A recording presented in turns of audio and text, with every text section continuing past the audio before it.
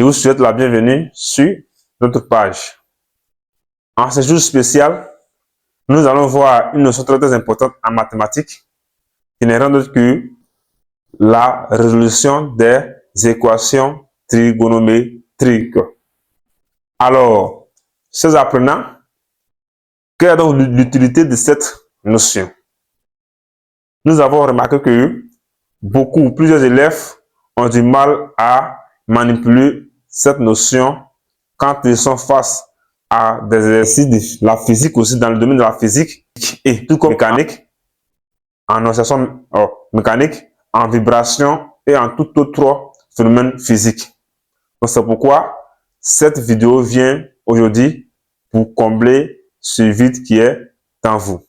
Donc si vous êtes nouveau sur la page, n'hésitez pas à rester connecté avec nous jusqu'à la fin de cette vidéo et vous allez comprendre beaucoup de choses.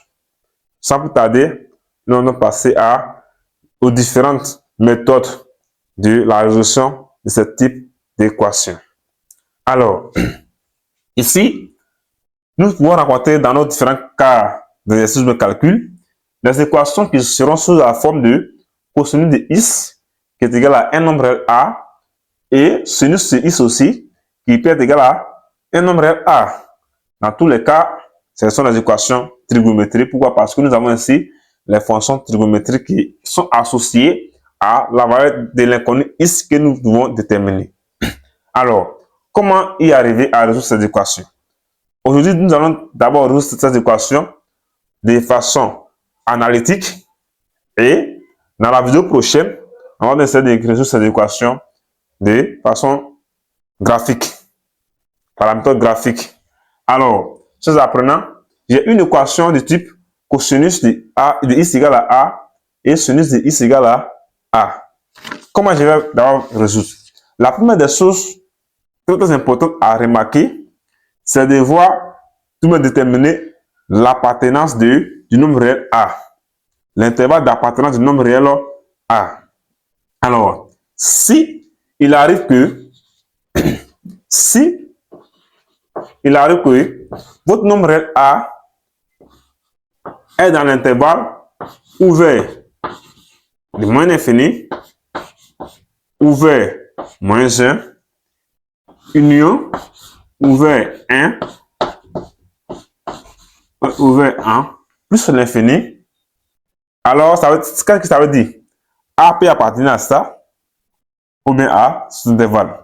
Toutefois que mon A, qui est devant l'égalité, appartient à l'un de ces deux intervalles, alors, comme pour solution de cette équation, on a tout ce point que la solution de cette équation dans grand S, dans grand R de cette équation, nous nous laissons l'ensemble vide. Ça veut dire que cette équation n'admet pas de solution dans R. C'est valable pour le cas du cosinus comme pour le sinus. Alors, dans le deuxième cas, vous pouvez avoir si A appartient à l'intervalle, cette fois-ci fermé, en moins 1 et en 1, c'est à ce moment-là que notre équation ici a une solution. Donc, pour ce faire, chers apprenants, il a dit quoi? Si notre A appartient à cet intervalle, alors on détermine un angle remarquable alpha. Si une fois toutefois que A appartient à cet intervalle, nous allons déterminer un angle remarquable alpha. Qu'attendons-nous par angle remarquable?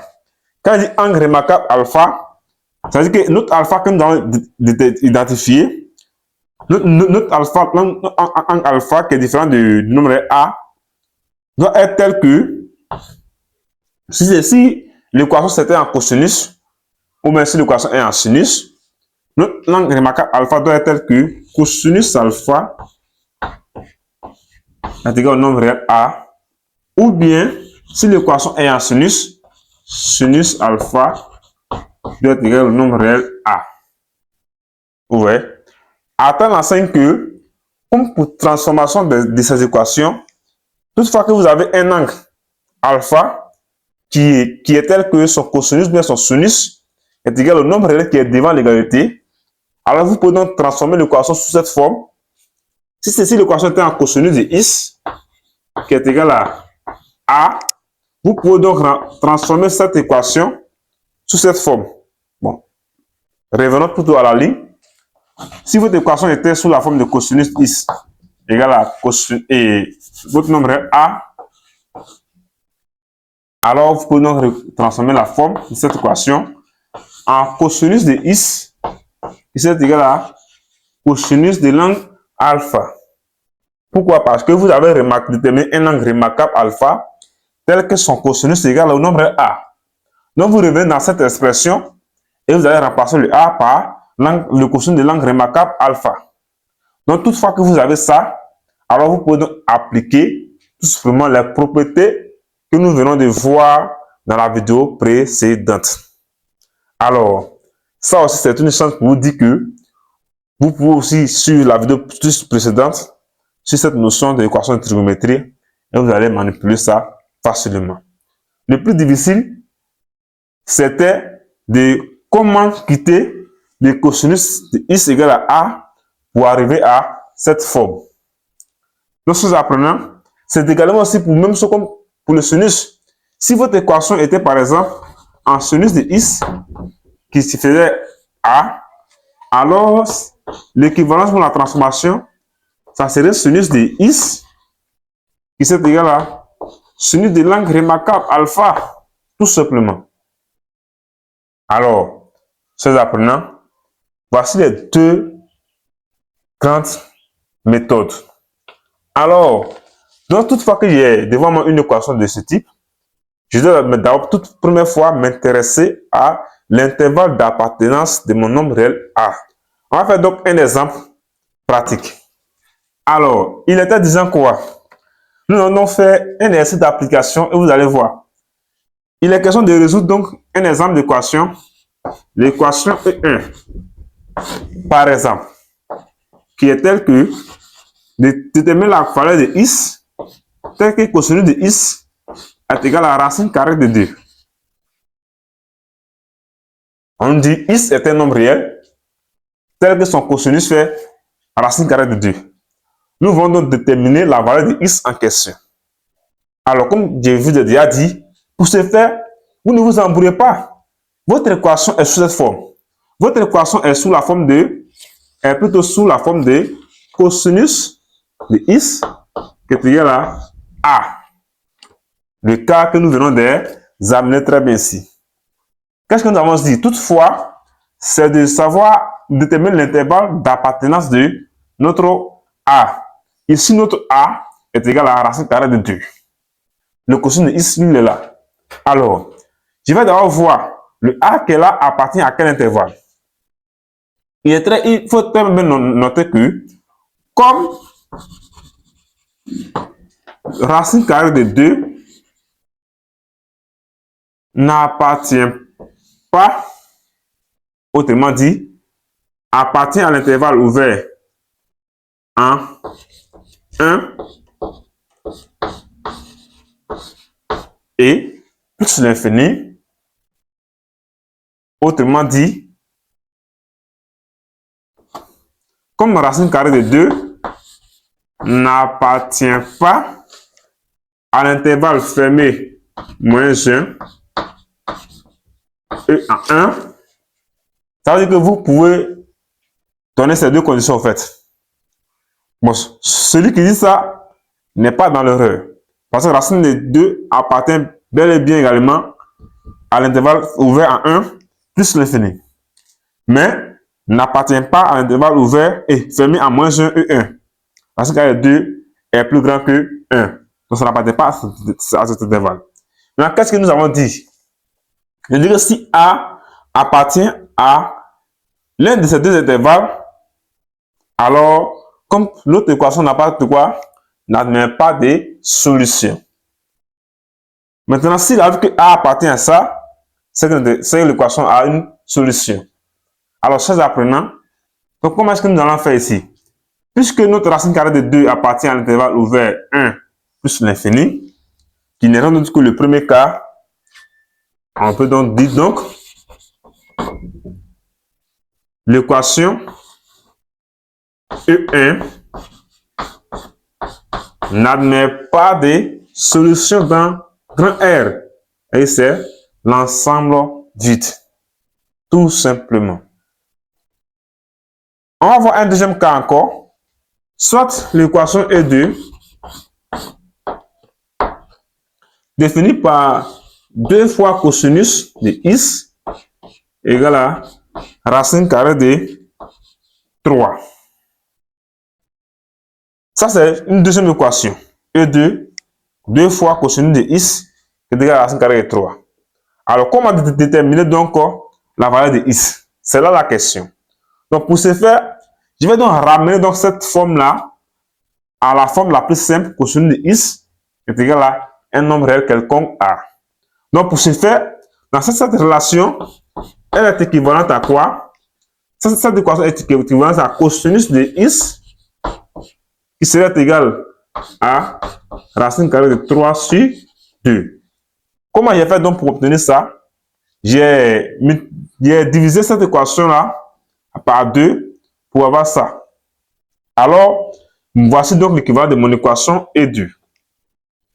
Donc, tout comme l'équivalent de mon équation E2 est ici, chers apprenants, comme pour valeur, vous pouvez utiliser votre calculatrice scientifique pour taper la valeur décimale de cette fraction.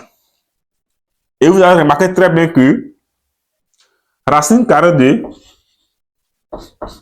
3 divisé par 2 appartient bel et bien à l'intervalle fermé en moins 1 et 1.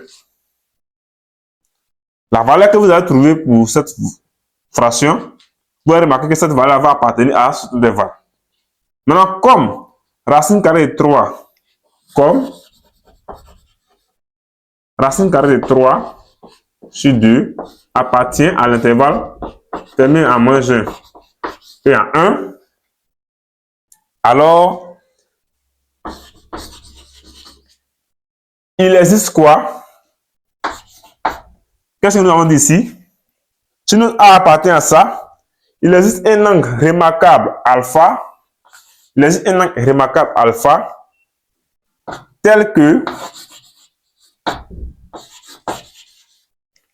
comme l'équation ici est en cosinus, tel que notre cosinus alpha est égal à racine de 3 sur 2. C'est l'angle remarquable. Voilà pourquoi on dit l'angle remarquable. Ça veut dire que, en regardant cette valeur de façon trigonométrique, nous pouvons attribuer une fonction en cosinus à cette valeur qui est là. Donc, nous remarquons très bien que racine carrée de 3 divisé par 2 n'est rien d'autre que cosinus de pi sur 6. Alors, ce n'est rien d'autre que cosinus de pi sur 6. C'est apprenant. Ce qui veut donc dire que notre angle remarquable alpha est égal à pi sur 6. Comme notre angle remarquable alpha est égal à pi sur 6, donc ça veut tout simplement dire que nous allons venir maintenant ici et remplacer dans l'équation remplacer racine carrée de 3 sur 2 par cosinus de pi sur 6. Et vous allez avoir ici, comme cosinus x sera plutôt égal à cosinus de pi sur 6. Pour arriver à ce niveau, comment il faut manipuler la suite? Donc, la nécessité des propriétés générales sur la vidéo précédente, ce que nous allons voir sur les équations trigonométriques sous cette forme. Pour ce faire, ça devient encore plus facile. Ça veut dire x serait égal à quoi? Pi sur 6 plus 2k pi, où notre x On va prendre la valeur de moins pi sur 6 plus 2k pi. À noter que le k ici appartient à l'ensemble des nombres relatifs, grand Z. Alors, chers apprenants, dans ce cas, notre équation E2 aura donc pour solution dans grand R l'ensemble. Prends la première valeur. De toutes les façons, dans un ensemble, l'autre n'a pas d'importance. Donc, pour ce faire, je peux avoir ici moins pi sur 6 plus 2k pi, point virgule. La deuxième valeur de i, c'est pi sur 6 plus 2k pi. Avec le k appartient à l'ensemble des nombres relatifs. Ces apprenants, voilà donc l'équation de mon équation E2. Maintenant, toutefois que vous avez ces équations, en tant que physicien, comment est-ce que nous pouvons résoudre cette même équation? Ça, c'était la résolution de façon mathématique. Maintenant, en tant que physicien, qu'est-ce que vous pouvez faire? Si vous êtes en physique, arrivé à ce niveau, plus généralement pour vos niveaux en terminale, cette valeur-là n'a pas d'importance. Celui-là n'a pas d'importance, ou bien celui-là aussi n'a pas d'importance. Vous voyez? Mais comme en physique, très généralement, on travaille surtout en oscillation avec le temps. Notre variable physique, en général, c'est le temps. Comme le temps n'est pas une grandeur négative, alors en physique, pour cette équation, on aurait dû avoir pour solution pi sur 6, tout simplement. Et on s'arrête là. Donc, chers apprenants, dans la prochaine vidéo, nous allons essayer de faire aussi la résolution des inéquations avec les fonctions de trigonométrie et vous allez encore mieux comprendre beaucoup de choses dans cette notion. Et aussi, dans une vidéo, nous allons aussi essayer de déterminer la mesure principale d'un angle en radian. Ou bon, si tout le monde dit la valeur du nombre est K. Donc, si vous êtes sur la page, c'est une chance pour vous de rester connecté avec nous. Et n'oubliez surtout pas de vous abonner et de nous faire savoir votre préoccupation dans les commentaires.